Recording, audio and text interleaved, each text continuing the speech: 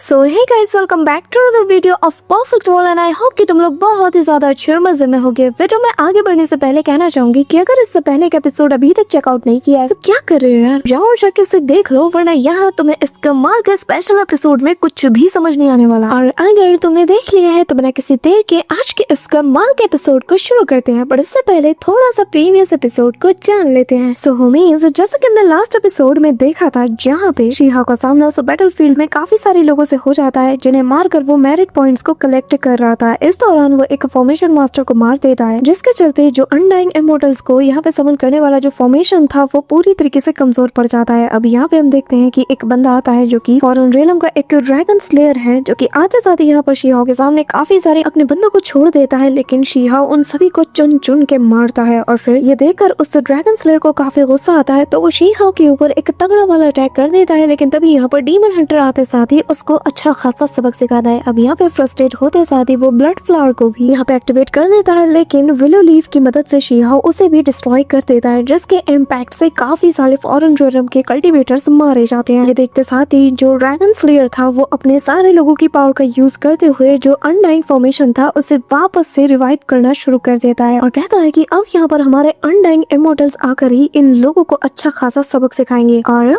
आगे सो होमीज, हमारे इस एपिसोड के स्टार्टिंग में हमें यहाँ पर इंपीरियल पास का जो बैटलफील्ड वाला एरिया है उसके बिल्कुल ऊपर का सीन दिखाया जाता है, जहाँ पे एक ओल्ड मैन कहने लगता है कि मैंग त्यानजिन जो इमोर्टल है ना मेरे रियलम्स के, जो कि आज यहाँ पर तुम्हारे पूरे के पूरे इस रियलम को नामो निशान मिटाने के लिए उतर रहे हैं। बहुत जल्द अगली बारी तुम्हारी भी होगी, पर सच कहूँ मुझे ना बड़ा अफसोस होता है कि तुम्हारे जैसा इतना एक्स्ट्रा ऑर्डिनरी टैलेंट वाले बंदे को मुझे निपटाना पड़ेगा। सच में कितनी गलत बात है कि तुम्हारे जैसा टैलेंट ऐसे ही मर के जाया होने वाला है। तभी यहाँ पे हमें उस एल्डर को दिखाया जाता है जो कि फॉरेन रियलम से बिलोंग करता है, जिसने की घूंघट ओढ़ के रखा हुआ था, और वो कहने लगता है आखिर तुम इतने जिद्दी क्यों हो? मैं तुम्हें मरना नहीं चाहता, तुम्हारे जैसे टैलेंट को मैं जाया नहीं करना चाहता, तो आखिर तुम खुद को हमारे हवाले चुपचाप सौंप क्यों नहीं देते? आखिर तुम गिव अप क्यों नहीं कर देते? तुम्हारे साथ ये मैं मेरा रियलम वाला खेल खेल के बहुत ज्यादा थक चुका हूँ। तुम भी जानते हो कि तुम्हारा रियलम आज नहीं तो कल तबाह हो जाएगा, तो आखिर क्यों तुम इस रियलम को बचाने के लिए लगे हुए हो? तुम हमारे साथ आ जाओ, फिर तो तुम भी एक इमोर्टल बन जाओगे। यहाँ पे हम देखते हैं कि ग्रैंड एल्डर वही मौजूद थे जो कि ये सारी बातें सुन रहे होते हैं, और बस इसकी बकवास को सुनकर वो एंड में कह उठते हैं कि तुम्हारे साथ तुम्हारे इन बुरे करतूतों में शामिल होने से अच्छा मैं मरना पसंद करूंगा। रही बात मेरे रियलम और मेरे लोगों को मारने की, तो मैं पहले ही साफ क्लियर कर दूं कि जब तक मैं जिंदा और सही सलामत यहाँ पे खड़ा हूँ तुम एक कदम भी आगे नहीं बढ़ा सकते। कान खोल के सुन लो, मेरे रहते तुम मेरे रियलम का कुछ भी नहीं बिगाड़ सकते। ये कहते हुए वो भी अपनी डिवाइन ऑरा को रिलीज करने लगते हैं। यहाँ पे हम देखते हैं कि उनकी ये सारी बात दूर मौजूद वहाँ पे वो जो फॉरेन रियलम का जो एल्डर मौजूद था वो खड़ा होकर सुन रहा था, और जिसके हाथ में वही ट्रेजर मौजूद था, और वो कहता है कि हाँ उड़ लो जितना उड़ना है, जब मैं तुम्हें यहाँ पर एक सिंगल स्ट्राइक से मिटा दूंगा ना, बिल्कुल ऐसे अपनी उंगली तरह से मसल के रख दूंगा, तब तुम्हें एहसास होगा कि तुम कितने बड़े वाले बेवकूफ थे। पर यार मेरी भी उम्र हो रही है, मैं भी तुम्हें बता रहा हूँ, कब तक इन बूढ़ी हड्डियों के साथ ऐसे जूझते रहोगे? हाँ, थोड़ा तो खुद को आराम दो। तुम्हारा मन नहीं करता कि मस्त एकदम ऐसे फ्री होके बिल्कुल बैठा रहूं और अपने बुढ़ापे की जिंदगी को एंजॉय करूं? ये कब तक तुम अपनी बूढ़ी हड्डियों के साथ ऐसे अधमरे लंगड़े लूले से जो कल्टीवेटर से इन्हें ट्रेन करते रहोगे? देखो रियलम की बात अलग है, ठीक है, बट जेन्युइनली मुझे ना तुम्हें देखकर बड़ा तरस आता है। ऐसी उम्र में भी तुम्हें क्या क्या नहीं करना पड़ रहा है ना? तुम्हें मौका दिया अच्छे से अपनी बची कुची जिंदगी बिताने का, खूब लड़ लिए तुम, अब थोड़ा यार एंजॉय करो। बाकी अगर तुम्हें नहीं मानना तो तुम्हारी मर्जी, बाद में मुझे दोष मत देना। ये कहते हुए वो अब तेजी से यहाँ पे ग्रैंड एल्डर की तरफ बढ़ना शुरू कर देता है। वहीं दूसरी तरफ ग्रैंड एल्डर भी अपनी फुल स्पीड के साथ इसके तरफ दौड़ने लगते हैं। दोनों जैसे ही आपस में कोलाइड करते हैं, यहाँ पर एक ह्यूज एक्सप्लोजन होता है, और ये उसी बैटलफील्ड के ऊपर का सीन है। और यहाँ पे जो एक्सप्लोजन से इम्पैक्ट रिलीज होता है ना, नीचे मौजूद सभी लोग उसे देख पा रहे थे। वहीं दूसरी तरफ तो नीचे अलग ही खेल चल रहा था, जहाँ पे हम देखते हैं कि वो जो फॉर्मेशन था उसके आसपास काफी सारे जो पावरफुल कल्टीवेटर्स थे फॉरेन रियलम के, वो सभी लोग एक सुर में यहाँ पर एक स्पेल को कास्ट करना शुरू कर देते हैं, जहाँ पर वो लोग एंशिएंट लैंग्वेज में कह रहे थे कि lord immortal please heaven abyss को पार करते हुए प्लीज इस दुनिया में आ जाइए, इस दुनिया में आकर हमें रोशन कीजिए, प्लीज यहाँ पे आ जाइए और आकर इस रियलम के जितने भी बीइंग्स हैं, जितने भी क्रिएचर्स हैं, उन सभी को स्लॉटर कीजिए। अब तभी हम देखते हैं कि उस फॉर्मेशन से एक तेज एनर्जी रिलीज होती है, जो कि यहाँ पर सीधे हमारे रियलम के जितने भी कल्टीवेटर्स हैं उनसे टकराना शुरू कर देती है। अब यहाँ पे हम उसी नाइट को देखते हैं जहाँ पर सबसे पहले वो आगे था, जो कि इस फॉर्मेशन की पावर को फील कर पा रहा था और वो कहने लगता है कि इसकी पावर तो बहुत ही ज्यादा टेरिफाइंग है। ऐसा लग रहा है कि ये एक ऐसा एरे है जो कि हेवन एंड अर्थ के लॉ को भी पूरी तरीके से डिस्ट्रॉय करने की ताकत को अपने अंदर समेटे हुए है। इस दौरान यहाँ पे हम देखते हैं कि अचानक से ये एनर्जी और ज्यादा इंक्रीज हो जाती है और तभी यहाँ पर हेवन डिवोरिंग एरे से एक मैरियड बीस्ट भी बाहर आता है जो कि आते साथ ही यहाँ पर स्लॉटर करने के लिए तेजी से आगे बढ़ने लगता है। लिटरली इनकी तादाद बहुत ज्यादा थी। यहाँ पे इनकी तादाद इतनी ज्यादा थी कि जो डिफेंसिव रियलम था वो भी इनके काम नहीं आता। तभी सीन शिफ्ट होता है और हमें एक बड़े से जायंट फिगर को दिखाया जाता है जिसका नाम केमिन है, जो कि एक इमॉर्टल वैनगार्ड है, जो कि यहाँ पर किसी दानव की तरह जोर जोर से मुंह फाड़ के हंसते हुए कहने लगता है कि अब तुम्हारा क्या होगा। हाँ बहुत अच्छे, फाइनली किसी ने तो हमें बुलाया, किसी ने तो हमें जगाया और अब इतने बरसों की प्यास और भूख को आज हम यहाँ इनके खून से मिटाएंगे। यहाँ पर लिटरली एक इमॉर्टल आ चुका था जिसे देखते साथ ही जो कमजोर दिल वाले थे ना, जिनकी विल पावर भी काफी ज्यादा कमजोर थी, वो लोग तो ऑन द स्पॉट ही यहाँ पे पीछे हटना शुरू कर देते हैं। लेकिन हम देखते हैं कि जो कैप्टन थे यानी कि जो हमारे 9 हेवन एंड 10 अर्थ्स के जो सोल्जर्स थे उन्हें लीड कर रहे थे वही डिवाइन नाइट, वो यहाँ पर सभी से कहने लगते हैं कि कोई भी हार नहीं मानेगा, कोई भी नहीं डरेगा, सभी लोग यहाँ पर डट के खड़े रहेंगे और फॉर्मेशन को कास्ट करना सबके सब शुरू कर दो। यहाँ पे वो बेसिकली सबके मनोबल को जगाने की कोशिश कर रहा था और कहने लगता है कि हम लोग आज यहाँ पर अपनी मातृभूमि को प्रोटेक्ट करने के लिए इकट्ठा हुए हैं, हम चाहकर भी पीछे नहीं हट सकते। तो क्या हुआ अगर हमारे सामने एक इमॉर्टल आ गया है? आज हम यहाँ पर खड़े हैं ताकि हमारे पीछे जो हमारा 9 हेवन एंड 10 अर्थ्स है वहाँ पे जो मासूम लोग हैं वो लोग सुकून की नींद सो पाए। हम यहाँ पर डरने के लिए नहीं आए, हम वो सोल्जर हैं जो कि ये मान के आए थे कि यहाँ से हम जिंदा वापस नहीं जाएंगे और इस पास को गार्ड करते हुए ही हम अपनी आखिरी सांस लेंगे। ये कहते हुए वो चिल्लाता है, सभी में जोश भर देता है और कहने लगता है कि सभी लोग एकजुट हो जाओ कि हम सभी लोग आज हमारे रियलम के लिए मरते दम तक फाइट करते रहेंगे। जब तक तुम्हारे अंदर एक उंगली हिलाने का भी दम रहे ना तो उस उंगली से भी तुम्हें लड़ना होगा और कुछ नहीं तो तुम्हें उन्हें उंगली ही करनी होगी। अगर तुम्हारा बल इनके आगे काम नहीं करा तो तुम्हें अपना दिमाग लगाना होगा, वो काम नहीं आ रहा तो तुम्हें अपनी जुबान से इनसे जंग लड़नी होगी। याद रखना, हम अगर यहाँ से जिंदा वापस गए ना तो ये हमारे लिए शर्मनाक होगा। इससे अच्छा है कि हम लोग लड़ते हुए यहीं पे मारे जाएं। 2 पैरों पे चलकर घर वापस जाने से अच्छा है इज्जत के साथ यहाँ पे मारे जाए और हमारे लोग अपने कंधों पे उठाकर हमें हमारे घर तक ले जाएं। यहाँ पे शिवा उसकी बातें सुनकर एक बात तो समझ चुका है कि ये लाख कोशिश कर ले लेकिन पहली ही बैटल में एक अनडाइंग इमॉर्टल का ऐसे आ जाना ये बहुत बड़ी बात है। इससे साबित होता है कि हमारे और जो फॉर्मल रियलम के बीच का जो कल्टीवेशन और पावर का जो गैप है ना वो पाप लेवल पे है। पर तभी शियाओ यहाँ पे एक लंबी सांस लेता और कहने लगता है कि पर बाकियों का मुझे नहीं पता लेकिन मैं ऐसी चीजें नहीं होने दे सकता। अगर ये ऐसे ही सब कुछ रहा तो हमारा अंत निश्चित है और मैं तो फ्यूचर को बदलने के लिए यहाँ पे आया हूँ। मैं तो हर पॉसिबिलिटीज को सोच के यहाँ पे आया हूँ और मैं इसे एक्सेप्ट नहीं करने वाला। ये कहते हुए शियाओ लड़ाई के लिए पूरी तरीके से प्रिपेयर हो जाता है। अब यहाँ पर हम उसी इमॉर्टल को देखते हैं जो कि बेसिकली यहाँ पे जो त्यानियन रियलम होता है उसे टारगेट करता है क्योंकि वो जानता है कि यही वो चीज है जो कि जो फॉरेन रियलम के इमॉर्टल्स है उन्हें यहाँ पर आने से रोक रहा है और ये इन लोगों की किसी बैकबोन की तरह सदियों से काम करता हुआ आ रहा है। तो वो यहाँ पर अपना हाथ उठाता है, सीधा इसी त्यानियन रियलम को डिस्ट्रॉय करने के लिए आगे बढ़ा देता है और जैसे ही वो उसके करीब जाता है तभी हम त्यानियन रियलम के अंदर कुछ हलचल होता हुआ देखते हैं। और तभी त्यानियन रियलम के अंदर से काफी सारे जो चेन्स है वो बाहर आना शुरू कर देती है जो कि यहाँ पर पर्पल बीड से कवर थी, जो कि यहाँ पर तेजी से आते साथ ही सीधा उसके हाथ से टकराती है। और यहाँ पर ये जो इमॉर्टल का हाथ था ना, जैसे ही वो उसे टकराता है ना उसे ऐसे 440 वोल्ट के झटके लगते हैं और भाई डर के मारे ये अपना हाथ दूर हवा में झटक लेता है। और यहाँ पे उसकी ये जो जाइंट सी मैसिव सी बॉडी थी ये काफी कदम पीछे जाके खड़ी हो जाती है और वो हाफते काफते कहने लगता है कि डैम इट, ये बैरियर इसको तो मैं खत्म करके रहूंगा और अगर आज मेरी जान जाती है ना तो भी मैं इसको मिटा के रहूंगा। इसकी हिम्मत कैसे हुई? हाँ तेरी हिम्मत कैसे हुई? कैसे तू मुझे रोकेगा? दूसरा बैरियर मुझे रोकेगा? तेरी इतनी मजाल? भाई साहब निकालता है ये बड़ा सा कुल्हाड़ा और हवा में इसको उठा देता है और यहाँ इसकी जितनी भी फ्रस्ट्रेशन होती है सारी की सारी उस कुल्हाड़े में डालते हुए चला के वो मारता है। यहाँ पे हम देखते हैं कि एक एक करके सारे वॉइड को चीरते हुए सीधा उस त्यानियन रियलम से ये जा टकराता है। यहाँ पे हम देखते हैं कि एक के बाद एक दे दनादन एक्सप्लोजन्स होते रहते हैं। वो टेरिफाइंग ऑरा रिलीज होती है कि आसपास अगर ठीक ठाक कल्टीवेटर ना होते जो कि इस इम्पैक्ट को रोकने में लगे हुए थे तो वो लोग कब मारे जा चुके होते।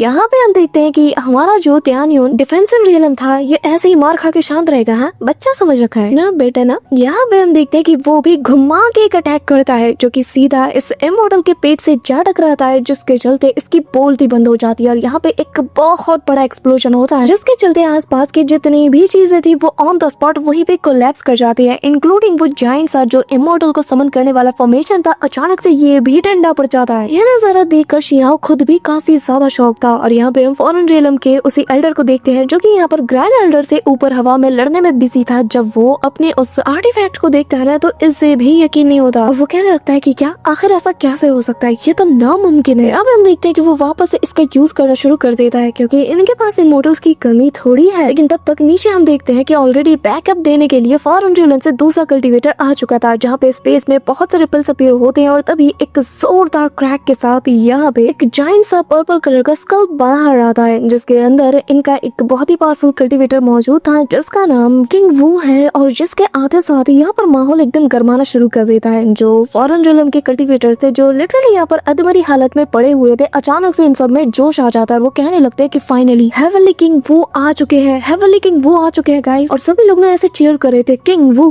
किंग वू। नहीं है मेरी बात पे यकीन, जाके ओरिजिनल एपिसोड देख लेना, बिल्कुल ऐसे ही कह रहे थे वो। So move to the story. यहाँ पे हम देखते हैं कि इनका एक तगड़ा वाला बंदा आ चुका था और इसके आते साथ ही इसके पीछे का वो जो क्रैक है वो सडनली ऐसे डिसअपीयर हो जाता है। मुझे लगा था यार कोई फौज वॉज आएगी। अब यहाँ पे हमें ये जो वू फेंग है इसके बारे में थोड़ी चीजें बताई जाती है। हाँ जी, इसका ओरिजिनल नाम वू फेंग है। तो यहाँ पे हमें बताया जाता है कि बंदा असल में इमॉर्टल की मिन्स का बहुत ही ज्यादा रेयर और उसके जितने भी पर्सनल डिसाइपल्स हैं उन सभी में सबसे टॉप रैंकिंग पे आने वाला डिसाइपल है और जो कि वॉइड दाओ रियलम पे है। टाइटल तो बड़ा है लेकिन देखते हैं कि शीहाओ के आगे ये कितने सेकंड तक टिक पाता है। अब यहाँ पे हम देखते हैं कि आते साथ ही ऐसे मतलब छाती चौड़ी करके अपने मास्टर की शान में उसकी तारीफें करना शुरू कर देता है कि मेरा इमॉर्टल मास्टर की मिन, उन्होंने मुझे खास तौर पे ऑर्डर दिया और मैं अपने मास्टर के दिए गए ऑर्डर के चलते ही यहाँ पर इन कीड़ों के साथ लड़ने के लिए आ गया। साथ ही मैं यहाँ पर द ग्रेट अनलर्न और जो यूताऊ है, हमारे ये जो दो एंशिएंट इमॉर्टल्स है, इनके फरमान को भी तुम सभी के सामने जाहिर करने के लिए आया हूँ। यहाँ पर ये लोग जैसे ही दो एंशिएंट इमॉर्टल का नाम सुनते हैं तो सब के सब यहाँ पे उसके सामने नतमस्तक हो जाते हैं। इस दौरान ये बंदा अपने हाथों को ऊपर उठाता है और यहाँ पर अपने पावर्स को गैदर करते हुए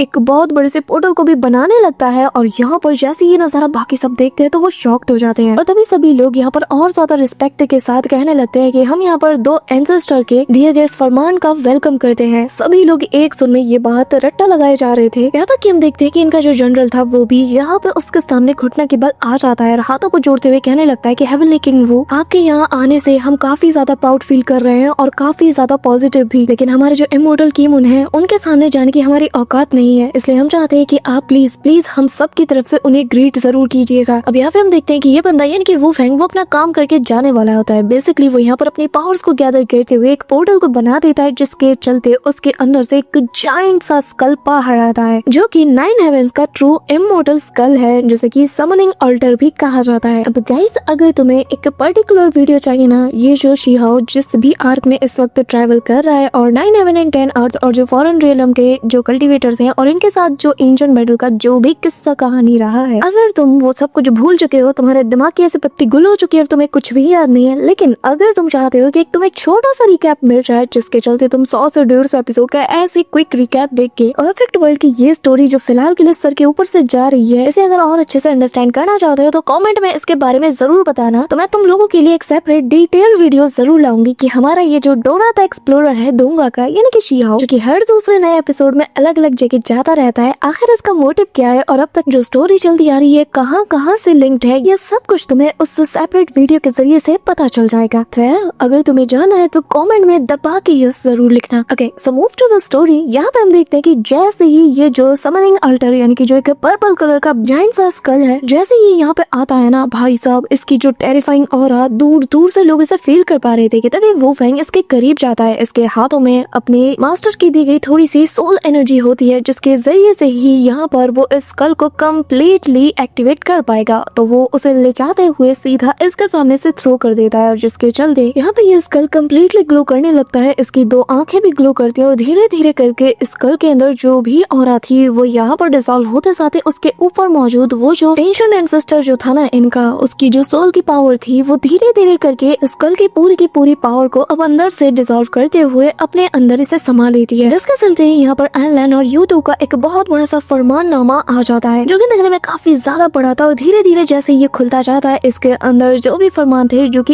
एंशिएंट टेक्स्ट में लिखे गए थे, धीरे धीरे करके ये फ्लोट करते हुए बाहर आने लगते हैं। चिंता मत करो, मुझे एंशिएंट लैंग्वेज आती है, मैं तुम्हें सब बताती हूँ। अब यहाँ पे हम देखते हैं कि ये जो एंशिएंट टेक्स्ट थे ये धीरे धीरे करके एक वॉर्टेक्स का फॉर्म लेने लगते हैं एंड देन सडनली यहाँ पर एक ह्यूज सा जो डिवाइन फिगर है वो हमें दिखाई दिखाया जाता है। और ऐसे ही एक और यहाँ पे फिगर हमें दिखाई देता है जो कि काफी ज्यादा ह्यूज था, जिनमें से एक रेड कलर की बहुत बड़ी सी डिवाइन आई थी। यहाँ पे हमें बताया जाता है कि बेसिकली ये जो यूताऊ है और दूसरा जो एनलैन है, ये इनका ही एक इल्यूजनरी फिगर है, जो कि यहाँ पर आते साथ ही उस फरमान को सबके सामने एंशिएंट लैंग्वेज में सुनाना शुरू कर देते हैं, जो कि ऐसा लग रहा था कि कोई राग मल्हार को यहाँ पे आलाप कर रहा था और ऐसे धुन लगाता है ना कि मैं क्या ही बोलूं। अब यहाँ पे सबको तो ये राग नहीं आता ना, तो यहाँ पे हमें एक बंदा बताता है ट्रांसलेट करते हुए कि यहाँ पर जो हमारे जो एंसेस्टर है, एंशिएंट एंसेस्टर है, जो यहाँ पे वो एंशिएंट टेक्स्ट में बात करें कि बेसिकली ग्रेट दाओ है, यानी कि हमारे एंशिएंट एंसेस्टर की जो वर्ड्स है वो ऐसा साउंड है जो कि ग्रेट दाओ का साउंड कहा जाता है। और अगर तुम बेवकूफों के पल्ले ये बात नहीं पड़ रही तो एटलीस्ट चुपचाप इनके सामने नील डाउन हो जाओ अगर तुम जिंदा रहना चाहते हो, नहीं तो 3 सांसों के अंदर जो भी मेरे सामने नील डाउन होता हुआ मुझे नजर नहीं आएगा, मैं उसके सर को तन से जुदा कर दूंगा, फिर चाहे वो मेरे अपने रियलम के लोग ही क्यों ना हो। अब यहाँ पे जो फॉरेन रियलम के कल्टीवेटर्स थे वो तो ऑलरेडी भाई वहाँ लेट जाते हैं, झुकना तो दूर की बात है, लेकिन हमारे जो 9 हेवन एंड 10 अर्थ के जो लोग थे वो यहाँ पे रेजिस्ट करते रहते हैं। अब शीहाओ को दाओ की जो साउंड है उसकी भाषा थोड़ी आती थी, जिसके चलते वो समझ जाता है इसका ट्रू मीनिंग। तो यहाँ पर जितने लोगों के ऊपर प्रेशर पड़ रहा था शीहाओ उनके अगेंस्ट, यहाँ पर एक शील्ड को प्रिपेयर करना शुरू कर देता है। इस दौरान हम देखते हैं कि जो लोग घुटनों के बल आने लगते हैं, उन्हें आता हुआ देख कर जो अपने कैप्टन थे यानी कि वही डिवाइन नाइट, वो कहने लगते हैं कि आखिर तुम लोग को हो क्या गया है, आखिर तुम इनके सामने कैसे झुक सकते हो, अपनी हिम्मत मत हारो, चुपचाप खड़े रहो, क्योंकि 9 हेवन एंड 10 अर्थ की जो स्पाइन है यानी कि रीढ़ की हड्डी है वो इतनी कमजोर नहीं कि अपने दुश्मन के आगे बस चंद सेकंड की जिंदगी के लिए ऐसे झुक जाए। मत भूलो कि आज हम इन्हें स्ले करने के लिए आए हैं, हमारे जानी दुश्मन है, आज से नहीं एंशिएंट टाइम से, तो आखिर तुम लोग इनके सामने कैसे झुक सकते हो। अब बेचारे ये क्या करते यार, उस एल्डर ने सही कहा था, लूले लंगड़े हैं सारे, बेचारे ने बस जरा सा जोश दिखाकर पकड़ के यहाँ पे ले आए। पर शायद जैसे भी हो यार, अपने मातृभूमि से बहुत ज्यादा प्यार करते हैं, इसलिए वो लोग जैसे तैसे कोशिश करके खड़े होने की कोशिश कर रहे थे, जो देखते साथ ही ग्रैंड एल्डर से रहा नहीं जाता। वो इमीडिएटली 10 रियलम डायग्राम को पूरी तरीके से इमर्ज करना शुरू कर देते हैं, और जैसे ही वो एक्टिवेट करते हैं धीरे धीरे करके यहाँ पर 10 रियलम डायग्राम अपना जलवा दिखाना शुरू कर देता है।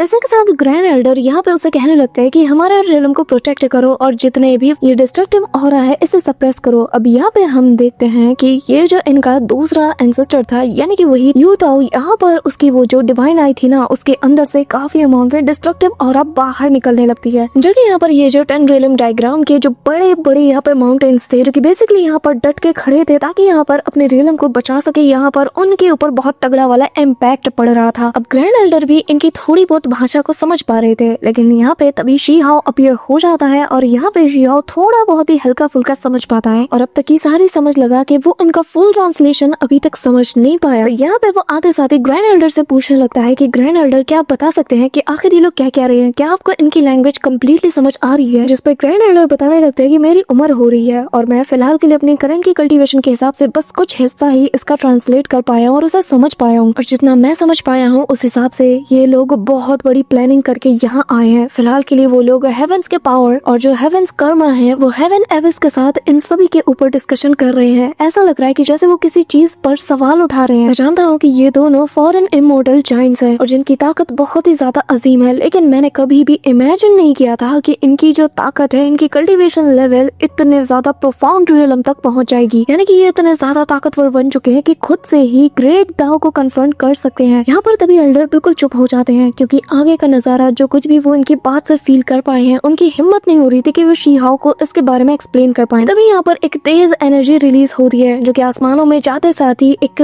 बहुत ही टेरिफाइंग फ्लक्चुएशन को क्रिएट करने लगती है, और जिसके अंदर से एक बहुत बड़ा सा मैनिफेस्टेशन बाहर आने लगता है, और जो कि असल में वर्ल्ड सोरिंग स्वॉर्ड है, जो कि हेवन अबिस का जो दाओ लॉ है उसकी मैनिफेस्टेशन है। यहाँ पे हम देखते हैं कि ये जो जाइंट सी वर्ल्ड सोरिंग स्वॉर्ड है ये तेजी से इनकी तरफ चार्ज करती है, और जो कि काफी ज्यादा ह्यूज था, और जैसे जैसे ये स्वॉर्ड आगे बढ़ती है वापस से हमें वही एंशिएंट फॉर्जन लैंग्वेज सुनाई जाती है, वही राग अलापने लगते हैं ये लोग, जिससे कि यहाँ पे ग्रैंड एल्डर भी सुन लेते हैं, और तभी वो कहने लगते हैं कि इसका मतलब ये है कि ये लोग हमारे इस रियलम में 9 हेवन एंड 10 अर्थ में इसलिए भी एंटर होना चाहते हैं ताकि ये लोग उस सुप्रीम ट्रेजर्स को भी हासिल कर पाएं। और समझ नहीं आ रहा क्यों आखिर वो लोग इसी रियलम में इस ट्रेजर को लेने आए हैं। जिसके बाद वो शीहाओ से कहने लगते हैं कि ऐसा लग रहा है कि उन्हें हर हाल में हेवन अबिस को क्रॉस करके यहाँ पे आना ही होगा, और शायद तब जाकर ही वो लोग उस ट्रेजर को हासिल कर पाएंगे। इस दौरान ये स्वॉर्ड भी काफी तेजी से इनकी ओर चार्ज कर रहा था। अभी वो स्वॉर्ड हवा में और जोर से उठने लगता है और यहाँ पे एक तगड़ा वाला स्ट्राइक करने ही वाला था कि तभी शीहाओ यहाँ पे कहने लगता है कि क्या सुप्रीम ट्रेजर, कहीं ऐसा तो नहीं कि इंपीरियल पास के पास कोई ऐसी चीज है जिसकी तलाश में ये लोग यहाँ पे आए हैं और जैसे कि ये लोग सुप्रीम ट्रेजर कह रहे हैं। अब यहाँ पे हम देखते हैं कि ये जो लॉस्ट वर्ड थी वो यहाँ पे तेजी से इन सारे जो दो एंशिएंट इमॉर्टल्स आए हुए थे इनकी तरफ चार्ज करता है, क्योंकि ये लोग एबिस के लॉ को तोड़ते हुए यहाँ पर आने की कोशिश कर रहे हैं। तो यहाँ पे वो जो दूसरा बंदा था वो वापस से एंशिएंट लैंग्वेज में कुछ कहता है और तभी अपनी आंख से अटैक करता है, जिसके चलते वो स्वॉर्ड जैसे इससे कोलाइड करती है। यहाँ पे एक ह्यूज एक्सप्लोजन होता है और यहाँ टेंड्रिलम डायग्राम जो कि अब तक इन सभी को प्रोटेक्ट करके रखा हुआ था, जैसे ही वो स्वॉर्ड डिस्ट्रॉय होती है उसके इम्पैक्ट से ये डायग्राम भी पूरी तरीके से हट जाता है। यहाँ पे हम देखते हैं कि जो वो फैंग था उसे भी इसका इम्पैक्ट तगड़ा वाला फील हो रहा था, लेकिन तब यहाँ पर इनका जो कमांडर था वो वापस से हमारे रियलम के लोगों से कहने लगता है कि अभी भी मैं तुम लोगों को मौका दे रहा हूँ, अभी के अभी इसी वक्त हमारे सामने झुक जाओ, इस ट्रेजर के आगे, इस फरमान के आगे झुक जाओ, वरना हम तुम्हारे साथ साथ तुम्हारे पूरे के पूरे रियलम को खून में नहला देंगे। ये सुनकर शी-हाओकी सटक जाती है और उसकी आंखों में फुल किलिंग इंटेंट आता है, लेकिन ये बंदा फिर भी नहीं रुकता। वो यहाँ पर कहने लगता है कि अभी के अभी तुम्हारे पास ज्यादा टाइम नहीं है, बस तुम्हारे पास 3 सांसों जितना टाइम है। लेकिन तभी यहाँ पर इन सब की तरफ काफी सारे तीर भी चलने लगते हैं और यहाँ हम हमारे डीमन हंटर को देखते हैं जो कि 9 हेवन 10 अर्थ से बिलोंग करते हैं, वही बंदा जिसने की शी-हाओकी जान बचाई थी। और यहाँ पर वो अपने तीरों का शानदार परफॉर्मेंस दिखाते हुए कहने लगता है कि इससे फर्क नहीं पड़ता कि आखिर वो सुप्रीम ट्रेजर क्या है, लेकिन वो जो कुछ भी है वो हमारी इस रियलम से बिलोंग करती है और हम हमारे रियलम का एक पत्थर भी तुम्हें ले जाने नहीं देंगे। तो ये सुप्रीम ट्रेजर तो बहुत दूर की बात है, अगर दम है तो हमसे छीन के ले जाओ, वरना हम अपनी मर्जी से तो तुम्हें कभी नहीं देने वाले। तभी यहाँ पे स्पेस पे रिपल होने लगता है और यहाँ पर एक टेरिफाइंग सी फोर्स आने लगती है और वो क्या है ये हमें नेक्स्ट पार्ट में पता चलेगा। सो होमीज हमारा आज का ये पार्ट तो यहीं पे एंड होता है, बट अगर तुम्हें नेक्स्ट पार्ट कल ही देखना है तो इस वीडियो पे 3 के लाइक्स और 300 कमेंट्स जल्द से जल्द पूरे कर दो ताकि तुम्हें नेक्स्ट पार्ट जल्द से जल्द देखने को मिल जाए। और हाँ, अगर सेपरेट वीडियो तुम्हें चाहिए परफेक्ट वर्ल्ड के ऊपर तो इस वीडियो पे दबा के ये जरूर लिखना। So that's all for today guys, I hope कि तुम सबको आज की वीडियो काफी ज्यादा पसंद आई होगी। अगर हाँ तो वीडियो को लाइक करना, चैनल पे नए हो तो सब्सक्राइब करना कर दो यार लाइक, हम लोग 3 लाख सब्सक्राइबर के इतने ज्यादा क्लोज हैं। सब्सक्राइब बटन फ्री है यार, कर दो ताकि तुम्हें इस चैनल पे फटाफट से Q&A वीडियो भी देखने को मिल जाए। आई होप कि तुम सब लोगों ने सब्सक्राइब कर दिया होगा। तो मिलते हैं नेक्स्ट वीडियो में, तब तक के लिए बाय।